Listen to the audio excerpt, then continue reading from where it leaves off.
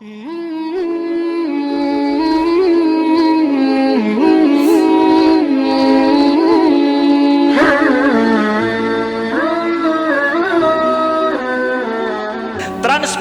dalam ini diperlukan. Untuk apa? Kalau seandainya rakyat tidak mau percaya lagi kepada hasil daripada dokter, hasil daripada kaum medis, musibah besar terjadi. Orang tidak mau percaya lagi, dan musibah akan lebih terjadi. Alhamdulillah, alhamdulillahi wahdahu la syarika lahu wa la syai'a yu'jizuhu wa la ilaha ghairuh. Qadimun bila ibtida, daimun bila intiha, la yafna wa la yabid wa la yakunu illa ma yurid. لا تبلغه الأوهام ولا تدركه الأفهام ولا تشبهه الأنام حي لا يموت قيوم لا ينام أشهد أن لا إله إلا الله وحده لا شريك له وأشهد أن محمدا عبده ورسوله اللهم صل على محمد وعلى آل محمد كما صليت على إبراهيم وعلى آل إبراهيم وبارك على محمد وعلى آل محمد كما باركت على إبراهيم وعلى آل إبراهيم في العالمين إنك حميد مجيد عباد الله اتقوا الله حق تقاته ولا تموتن إلا وأنتم مسلمون اعلموا أن البر لا يبلى والذنب لا ينسى والديان لا يموت اعمل ما شئت كما تدين تدان أعوذ بالله من الشيطان الرجيم بسم الله الرحمن الرحيم يا أيها الذين آمنوا إنما الخمر والميسير والأنصاب والأزلام رجس من عمل الشيطان فاجتنبوه لعلكم تفلحون. Wahai orang-orang yang beriman, sesungguhnya khamar, judi, berkorban untuk berhala, mengundi nasib dengan anak panah, rijsun min amali syaitan, itu adalah najis daripada perbuatan syaitan. Fajtanibuhu la'allakum tuflihun, maka jauhilah agar kalian menjadi orang-orang yang beruntung. Saudara-saudaraku seiman dan seakidah, jamaah Jumat Masjid Al-Falah, Kota Sigli, Aceh PD yang dimuliakan Allah. Ada dua topik yang ingin kami bahas dalam khutbah kita yang singkat ini. Yang pertama adalah perkembangan terbaru kondisi daripada wabah COVID di daerah kita, di Aceh dan juga di daerah PD. Perkembangan COVID ini atau penyakit wabah ini, semoga Allah melindungi kita semua daripada segala hal yang makruh, mengkhawatirkan. Dan ada yang lebih mengkhawatirkan lagi adalah ketidakpercayaan kita akan COVID ini. Mana lebih bahaya? Akan perkembangan COVID dengan ketidakpercayaan kita tentang adanya COVID. Tapi terus terang kami katakan bahwa bagi pemerintah, begitu juga bagi sebahagian masyarakat, bahwa di sana banyak yang percaya bahwa COVID itu tidak ada. Kami ingin katakan bahwa di sana banyak yang percaya sudah saat ini COVID itu tidak ada. Dan itu kepercayaan itu ada di masyarakat, perlu untuk setiap pemegang tanggung jawab pemerintah untuk memperhatikan ini, bahwa ini betul-betul ada di dalam masyarakat dan terus berkembang kondisi yang seperti ini. Dari sini kami ingin menyatakan dari mana penyebab daripada masyarakat mulai pudar kepercayaan sebahagian bahwa COVID itu ada atau tidak, padahal di sisi lain dikatakan COVID semakin berbahaya, semakin menyebar di daerah kita. Saudaraku yang dimuliakan Allah, hoax ini terjadi dari kedua belah pihak. Baik boleh jadi dari tingkat pemangku jabatan pemerintah dalam penanganan COVID, begitu juga di kalangan masyarakat. Kedua-duanya ini terjadi, boleh jadi terjadi memang. Pertama, analoginya begini, kalau seandainya sebuah rumah sudah dicongkel dindingnya, kemudian setelah rumah sudah dicongkel dinding ataupun pintu, setelah itu banyak barang yang hilang di dalam rumah, Itu sebabnya kenapa? Pencuri. Datang polisi, kemudian mencari siapa pencuri, ditangkaplah. Setelah ditangkap pencuri itu, ternyata yang ditangkap bukan si pencuri. Betul memang yang ditangkap bukan pencuri. Akhirnya dilepas. Lalu yang punya rumah bilang, ternyata rumah saya bukan kecurian. Kenapa? Karena yang di-drop ternyata kon pencuri. Apakah gara-gara salah tangkap lalu rumah anda bukan kecurian? Hah? Gara-gara salah hidrop orang, rumah orang kan dicuyan? Persis. Begitu juga masalah ini. Ketika kalau seandainya ada orang yang salah divonis, dia itu corona, salah divonis oleh dokter, lalu kita mengatakan tidak ada namanya corona hari ini. Kiban cara ratu mikir le. Tolong perbenar dulu cara kita berpikir. Ya. Apakah gara-gara salah vonis? Kesalahan vonis itu mungkin saja terjadi, kenapa tidak? Boleh saja terjadi. Ya. Kesalahan para dokter dalam memvonis. Ya. Boleh jadi pertama kesalahan dalam memvonis itu adalah karena kekurangan ilmu alat daripada orang medis. Yang kedua boleh jadi disengaja. Boleh jadi dua kemungkinan. Kita berbaik sangka bukan karena disengaja, tetapi adalah karena kekurangan tenaga ahli dan juga alat yang dipakai, sehingga mungkin saja salah vonis atau terlalu berhati-hati.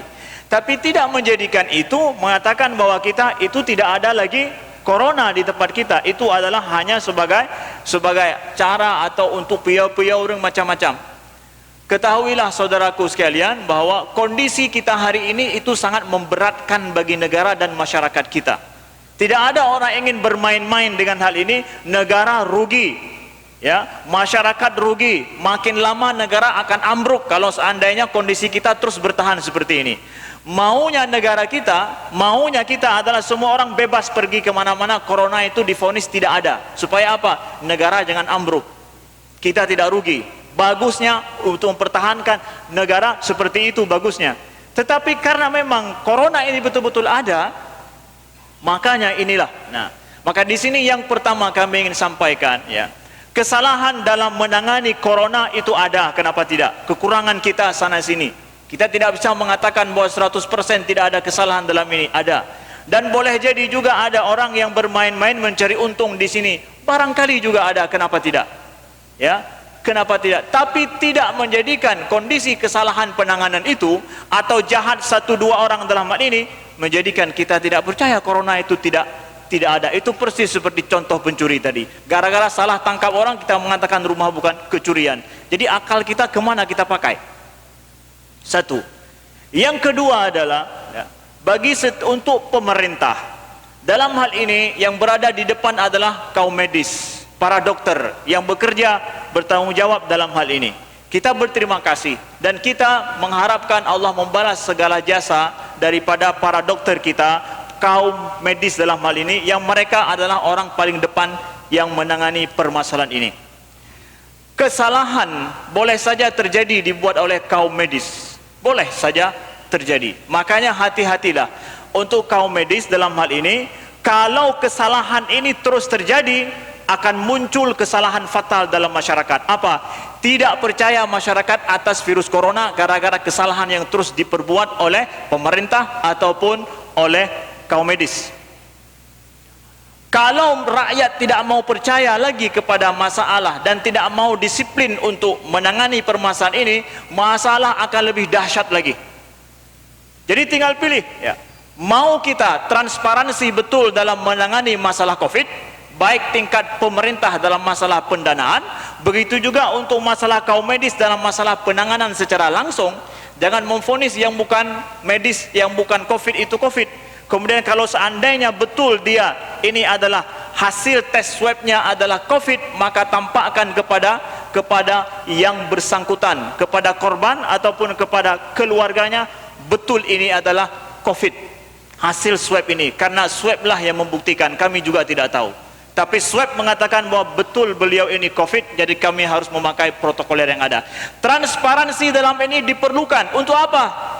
Kalau seandainya rakyat tidak mau percaya lagi kepada hasil daripada dokter, hasil daripada kaum medis, musibah besar terjadi. Orang tidak mau percaya lagi, dan musibah akan lebih terjadi.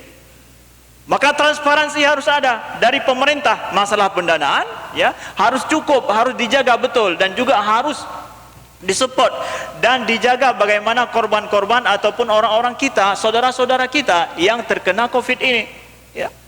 Semua dana diambil untuk apa? Untuk menangani musibah kita bersama ini. Bukan musibah satu dua orang, musibah kita bersama. Demi apa? Supaya rakyat percaya. Yang kedua, kaum medis juga dalam hal ini, transparansilah dalam bekerja. Lab dalam hal ini yang paling depan. Lab lah yang membuktikan ini COVID atau bukan, kasus ini COVID atau bukan. Jangan bermain-main yang bukan COVID dikatakan COVID. Kalau terus berlama-lama rakyat tidak akan percaya, maka musibah akan lebih besar akan terjadi. Maka oleh sebab itu berhati-hatilah, semua bertanggung jawab. Rakyat bertanggung jawab untuk percaya kepada pemerintah dan juga kepada kaum dokter juga, kaum medis dalam hal ini juga, praktikum daripada kesehatan juga harus bertanggung jawab juga kepada rakyat. Sama-sama dari dua belah sisi harus diperbaiki. Kinerja pemerintah dan rumah sakit harus diperbaiki, kemudian pikiran rakyat dan juga kepercayaan rakyat harus dibangun. Kalau tidak, kita tidak akan selesai. Hoax yang selama ini mungkin kita dengar begitu mudah saat ini datang melalui HP, melalui WA ya. Hoax ini adalah tidak ada lagi namanya medis, yang tidak ada lagi namanya COVID. Yang ada itu adalah semua adalah merupakan ya untuk puya-puya orang Yahudi, dia panco orang Islam, macam-macam. Cara yang paling mudah untuk membenarkan sesuatu yang bohong itu adalah buat orang takut atau buat orang percaya dengan sesuatu yang sudah dia percaya. Itu aja. Yahudi palih, mandum tanya patih Yahudi palih.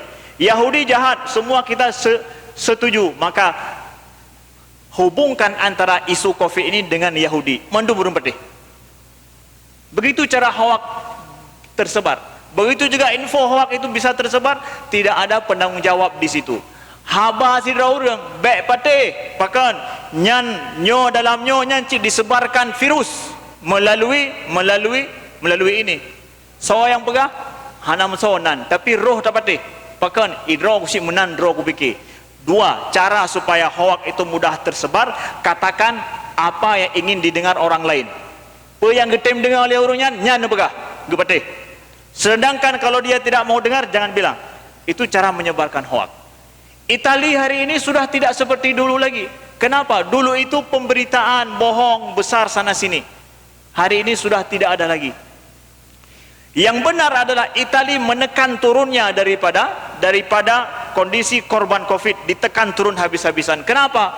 Karena disiplin rakyat dan pemerintahnya. Sampai hari ini tanggal 30 September baru akan diperbarui emergensi di Itali. Kewajiban pakai masker sudah dari dulu diterapkan dan disiplin dilakukan oleh rakyat. Makanya ditekan habis-habisan.